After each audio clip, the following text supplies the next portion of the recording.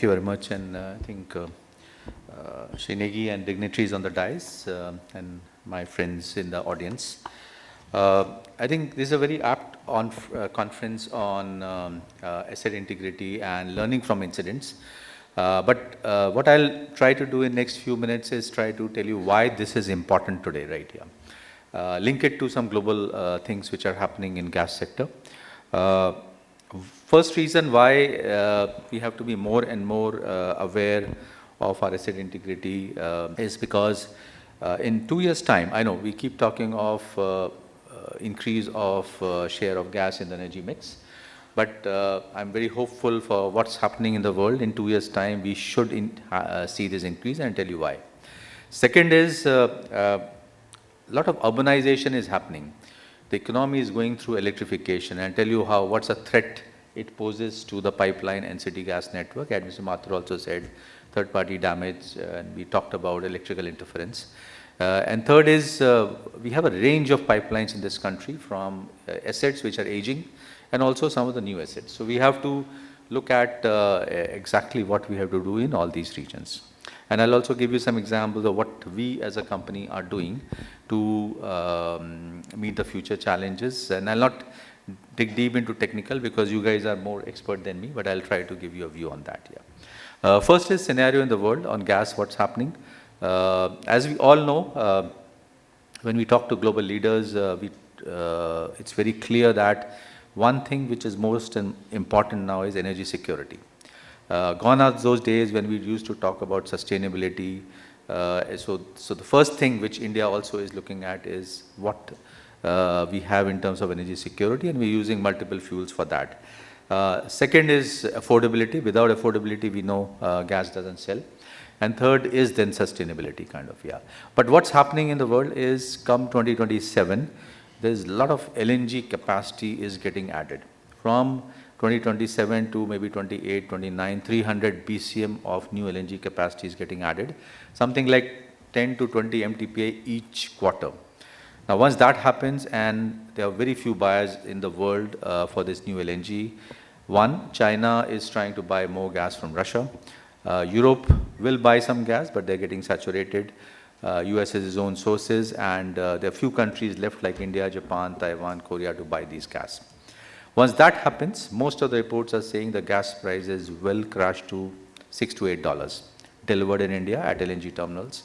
Now, even if it doesn't become $6, $8, then it's better days for the gas sector, because we have already seen crude going to $60 and then gas is not moving in that range, but it will come down slowly. So once that happens, you'll have more gas in the system, more pipelines will be, utilization will be higher, and hence the redundancy won't be there, which exists today kind of, right? So that is one thing which is happening in the world. Second is, as I said, there's a huge urbanization happening. There's a huge electrification drive for the economy. When we talk of electrification, there is a need, and which will happen over next 10 years, is you will see more and more high transmission lines being laid, and that is requirement for the country. Once that is done, our pipelines are already there. It will interfere with the pipeline systems, and our challenges, which our friends have spoken about, is just going to increase multifold. So the only way is to keep ourselves aware of where these new electrical systems are there, and keep monitoring the pipeline system and try to mitigate. So you have to discuss this in today, tomorrow, what are the mitigation measures with meeting these new challenges. Second thing is, with the economy growing, we have found that there are new road networks, new canals and all, which kind of poses another challenge to the cross-country pipeline especially, and also city gas networks as we speak of, so that we have to first ensure there is no damage to this pipeline, it's secure, and also have discussion with authorities to ensure the safety is paramount. Third thing, other than what is saying, more gas coming, the urbanization, is natural calamities. When I say natural calamities, we talked of river systems. My pipeline, which runs from east to west, crosses actually 58 rivers, small and big. There are some 10 large rivers. One example I can give is we have Godavari River, which the course changed, and somebody talked of that. 2 years back, I had to spend almost 60 crores to strengthen the bank ourselves, because irrigation department was not happy to do it. He said, it's your pipeline, you take care, because the shoulder where the pipeline was coming in, it's got totally eroded by at least half a kilometer. Now, you normally, when you design these pipelines, you keep at least 800 meters to kilometer gap, but since the river system changes its courses because of the huge water flow which happens now, because there are days in year where the monsoons are very, very heavy, and all these river systems, I can tell you, are going through such a tremendous stress that these pipelines are coming under threat. Same thing is happening to a different reason in Narmada River. A lot of pipelines in Gujarat pass that river. There's a huge dam being made.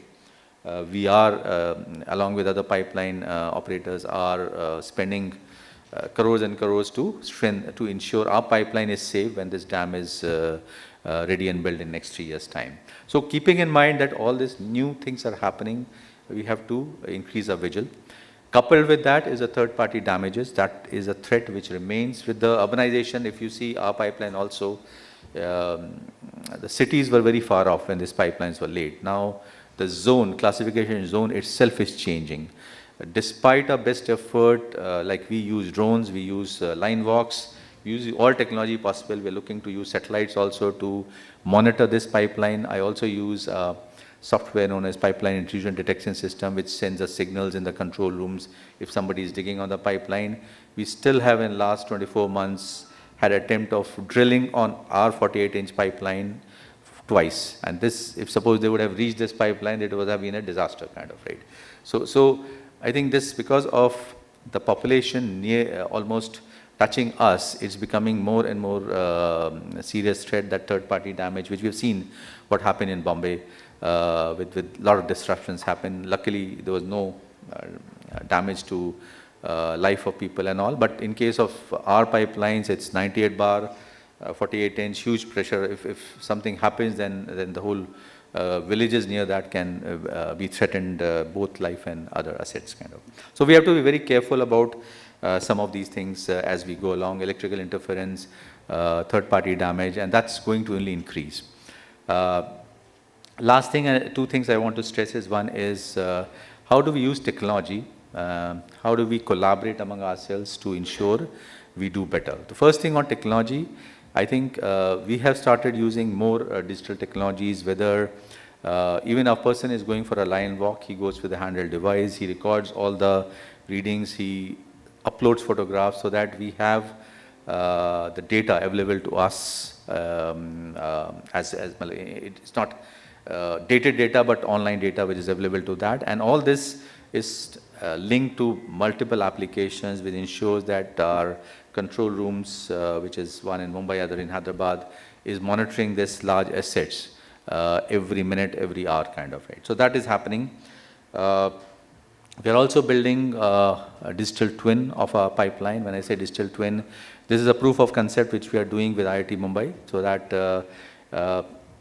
and let me give you an example what it will do. It will not only visualize the whole pipeline in 3D format, give me all data, all maintenance records, all learning from incidents, but it will predict as a AI that suppose in last 20 years there are certain corrosions which are there, certain dents which are there, how based on algorithms, how that will propagate, how that will increase, and how we have to be careful about. We will demonstrate this technology, and which we are doing with a lot of companies in India in next 4 to 5 months once it is ready, so that other pipelines also can learn from that. Last thing I like to say, Mr. Negi, that there is a learning from incidents, right, which is a conference theme. We need to collaborate more on it. I think what happens is each of the pipeline systems in India and city gas, we have our own learnings, but somewhere we are not sharing it enough. We need to share it more through certain platforms so that all of us can learn from each other's incident and we don't repeat those mistakes.